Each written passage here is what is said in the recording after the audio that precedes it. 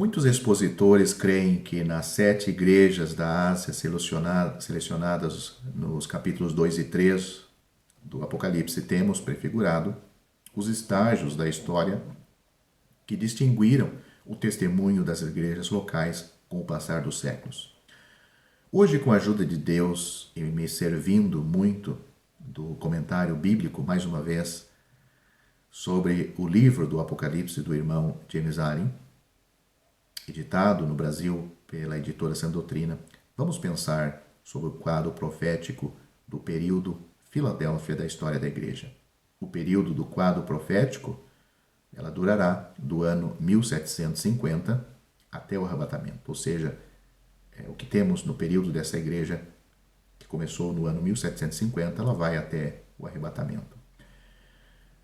Para ajudar a entender o que vamos dizer, convido para ler sobre o que está ali em Apocalipse, no capítulo 3, a partir do versículo 8, a respeito desta igreja.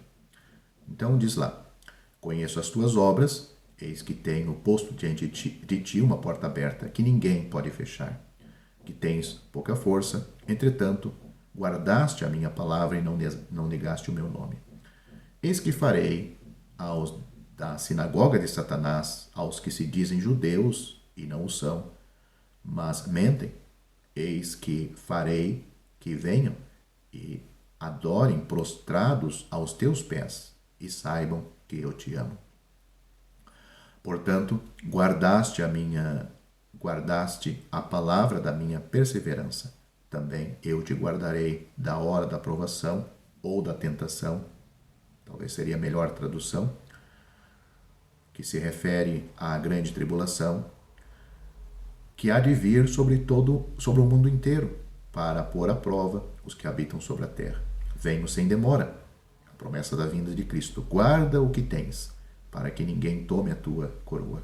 A quem vencer, eu o farei coluna no templo do meu Deus, donde jamais sairá, e escreverei sobre ele o nome do meu Deus e o nome da cidade do meu Deus, a nova Jerusalém, que desce do céu da parte do meu Deus, e também o meu novo nome.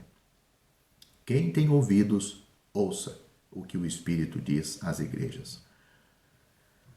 Então, essas palavras estão em Apocalipse capítulo 3, como disse, do versículo 8 a 13. Os primeiros anos alegres da Reforma, quando o Evangelho era pregado com poder e almas eram salvas, logo deu lugar à aceitação de uma profissão de fé nominal que se tornou a marca característica do denominacionalismo protestante. A aceitação das cerimônias de batismo infantil e confirmação produziram cristãos nominais com poucas evidências de vida divina. Este é o tipo de morte refletido no período sardo, uma indiferença que logo foi evidenciado pela onda de infidelidade que varreu a Europa depois da Revolução Francesa no ano 1793, com o protestantismo. O fundamento para o agnosticismo fora lançado com o aparecimento da escola de crítica superior no departamento de teologia das universidades europeias. Quando um certo autor chamado J.G. Eichhorn, que viveu do ano 1552 a 1827, publicou sua primeira obra em 1787, Introdução ao Antigo Testamento. Esta se tornou o livro-texto para aqueles que queriam lançar dúvida sobre a inspiração divina das Escrituras. A principal ajuda para a expansão de incredulidade na Inglaterra foi a publicação, em 1830 e 1833, do livro de Charles Lyell, Princípios de Geologia, que, com sua interpretação do registro geológico das rochas da Terra, lançou a base para a teoria da evolução de Charles Darwin. A publicação de Charles Darwin da origem das espécies em 1859 levou à infidelidade às escolas e colégios e lhe deu uma capa de respeitabilidade, os homens agora tinham apoio científico para a sua infidelidade. Contra esse pano de fundo de infidelidade havia uma verdadeira obra de Deus na recuperação de certas verdades bíblicas, que, como consequência, teriam muitas bênçãos. Estas verdades são previstas na mensagem do Senhor à Filadélfia.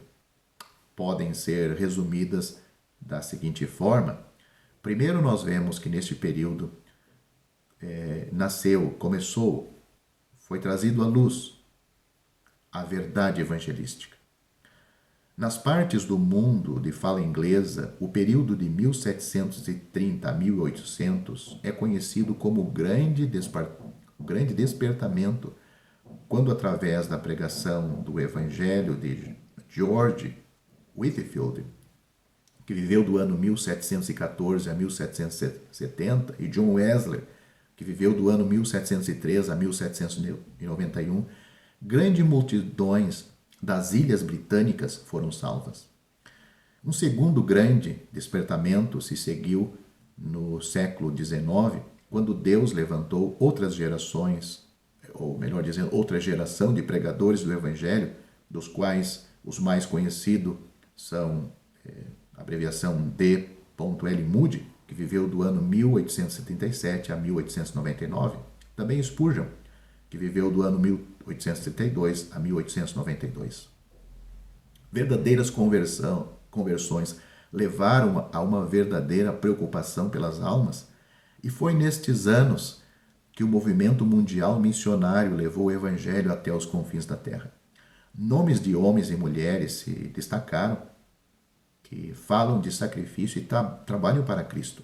Temos, por exemplo, William Carey, do ano que ele viveu, do ano 1761 a 1874, na Índia. Ele trabalhou na Índia, né? Ele não era da Índia, mas foi para lá.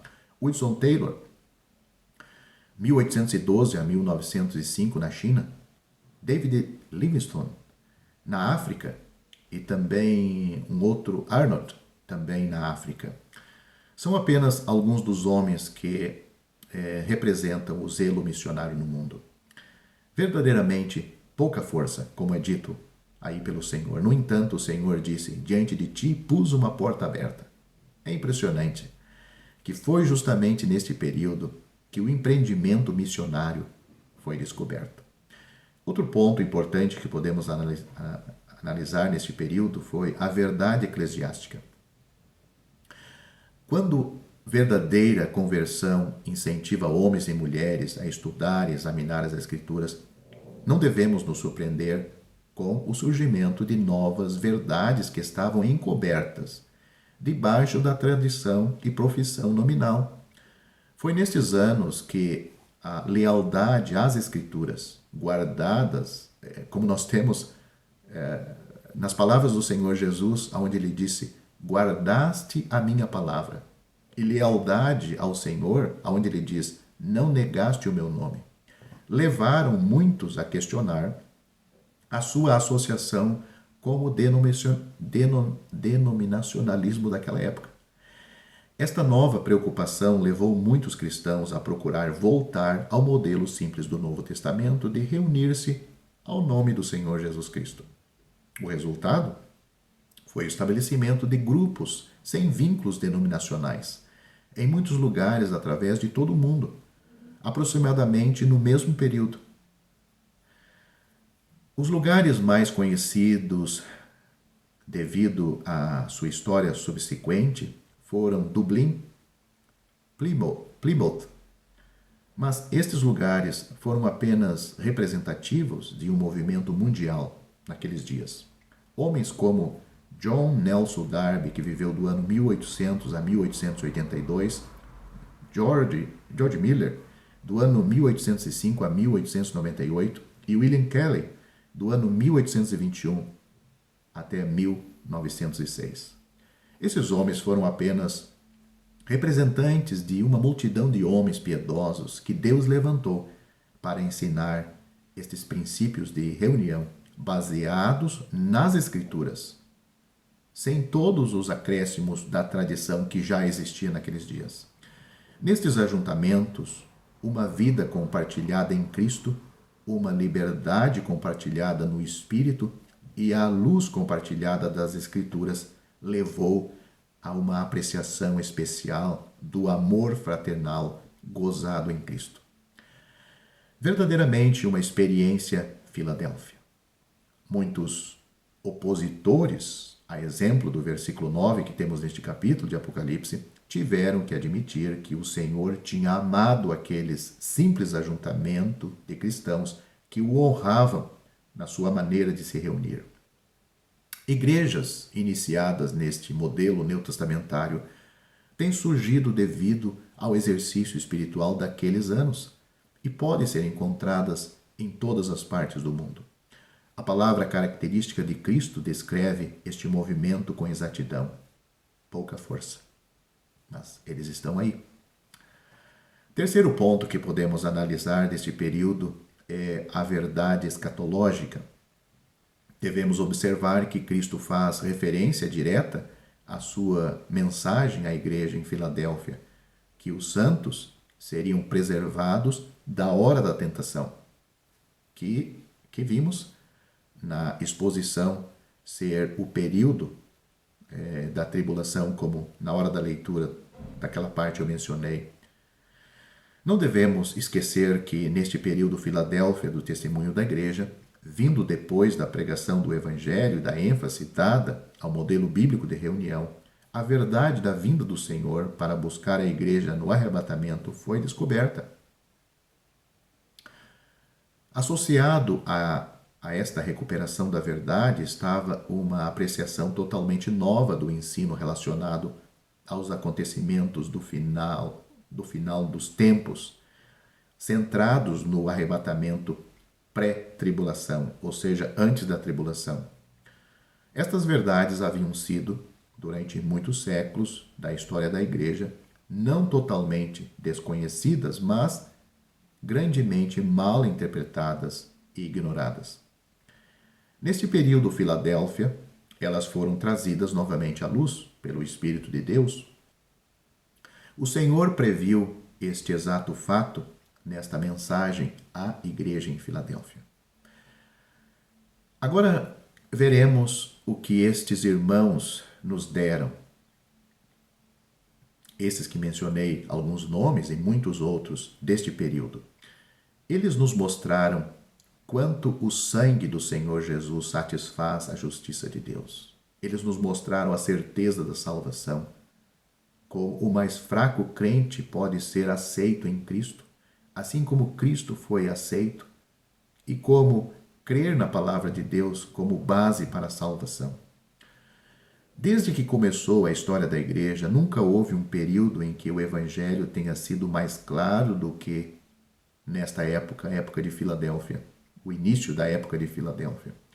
Além disso, também foram eles que nos mostraram que a igreja não pode ganhar o mundo inteiro, que a igreja tem um chamado celestial e que a igreja não tem esperança terrena. Foram eles também que abriram as profecias pela primeira vez, fazendo-nos ver que a volta do Senhor a volta do Senhor Jesus para o arrebatamento é a esperança da igreja. Foram eles que abriram o livro de Apocalipse e o livro de Daniel e mostraram-nos o reino, a tribulação, o arrebatamento, a noiva de Cristo. Sem eles, conheceríamos uma pequena porcentagem das coisas futuras. Foram eles também que nos mostraram o que é lei do pecado, o que é ser liberto, o que é ser crucificado com Cristo, o que é ser ressuscitado com Cristo, como ser identificado com o Senhor pela fé e como ser transformado diariamente por contemplar o Senhor. Eles nos mostraram o pecado das denominações, a unidade do corpo de Cristo e a unidade do Espírito Santo. Na Igreja Católica Romana e nas igrejas protestantes, esta diferença não é facilmente vista, mas eles fizeram-nos vê-la de maneira nova. Eles também nos mostraram o pecado da classe mediadora. Mostraram que todos os filhos de Deus são sacerdotes e que todos podem servir a Deus. Foram eles que restauraram o princípio de reunião, segundo o que temos em 1 Coríntios capítulo 14, expondo-nos que profetizar, talvez uma palavra mais moderna para os nossos dias, pregar, ministrar, não é tarefa somente de um homem, mas de 2 ou 3, e que profetizar ou ministrar a palavra não está baseada em ordenanças, mas no Espírito Santo. Se fôssemos enumerar tudo o que eles restauraram, poderíamos muito bem dizer que nas genuínas igrejas protestantes de hoje não há sequer uma verdade que não tenha sido restaurada por eles, ou que não tenha sido eles quem a restauraram ainda mais.